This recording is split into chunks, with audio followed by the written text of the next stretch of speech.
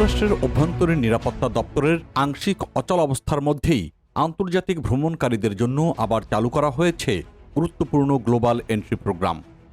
CBS নিউজের এক প্রতিবেদনে বলা হয়েছে, United states department of homeland security DHS বুধবার ঘোষণা দিয়েছে যে স্থানীয় সময় ভোর 5টা থেকে গ্লোবাল এন্ট্রি পুনরায় চালু করা হয়েছে। এর আগে ফেব্রুয়ারিতে ডিএইচএস আংশিক শাটডাউনের কারণে গ্লোবাল এন্ট্রি এবং টিএসএ প্রিচেক এই দুটি ট্রাভেল প্রোগ্রাম সাময়িকভাবে স্থগিত করেছিল। পরে দ্রুতই টিএসএ প্রিচেক পুনরায় চালু করা হয়, তবে গ্লোবাল এন্ট্রি কিছুদিন বন্ধ ছিল। ইউএস ট্রাভেল অ্যাসোসিয়েশনের প্রেসিডেন্ট ও সিইও জিওফ ফ্রিম্যান এই সিদ্ধান্তকে স্বাগত জানিয়েছেন। তিনি বলেছেন, গ্লোবাল এন্ট্রি এবং টিএসএ প্রিচেকের মতো ট্রাস্টেড ট্রাভেলার প্রোগ্রাম নিরাপত্তা বজায় রাখার পাশাপাশি ভ্রমণ ব্যবস্থাকে দ্রুত ও কার্যকর রাখে। বলে নেওয়া ভালো যে গ্লোবাল এন্ট্রি আসলে কি। গ্লোবাল এন্ট্রি হচ্ছে এমন একটি প্রোগ্রাম যা আন্তর্জাতিক ভ্রমণকারীদের যুক্তরাষ্ট্রে দ্রুত ইমিগ্রেশন প্রক্রিয়া সম্পন্ন করার সুযোগ দেয়।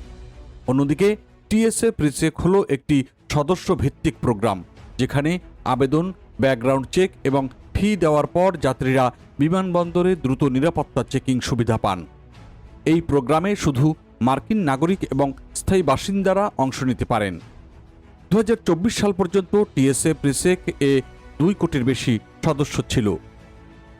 জানা গেছে, কংগ্রেসে অর্থায়ন নিয়ে সমঝোতা না হওয়ায় গত 14 ফেব্রুয়ারি থেকে ডিএইচএসের আংশিক শাটডাউন চলছে।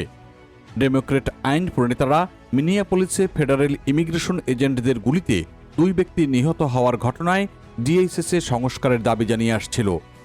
নিহতদের মধ্যে ছিলেন মার্কিন লেখিকা রেনি গুড এবং হাসপাতালের নার্স অ্যালেক্স প্রেট্টি। এদিকে এই শাটডাউনের কারণে ডিএইচএসের অধীনে অনেক সংস্থা প্রভাবিত হয়েছে, যার মধ্যে রয়েছে transportation security administration, federal emergency management agency, United States coast guard, cyber security and immigration security agency. মোট ফেডারেল বেসামরিক কর্মীদের প্রায় 13%ই এই পরিস্থিতির কারণে ক্ষতিগ্রস্ত হয়েছেন। এছাড়া বেতন না পাওয়ায় বিমানবন্দরের নিরাপত্তা কর্মকর্তাদের অনুপস্থিতিও বেড়েছে। এর ফলে কিছু বিমানবন্দরে যাত্রীদের কয়েক ঘন্টা পর্যন্ত লাইনে দাঁড়িয়ে থাকতে হচ্ছে। বিশ্লেষকদের মতে, শাটডাউন দীর্ঘস্থায়ী হলে বিমানবন্দর নিরাপত্তা ও ভ্রমণ ব্যবস্থায় আরও বড় প্রভাব পড়তে পারে।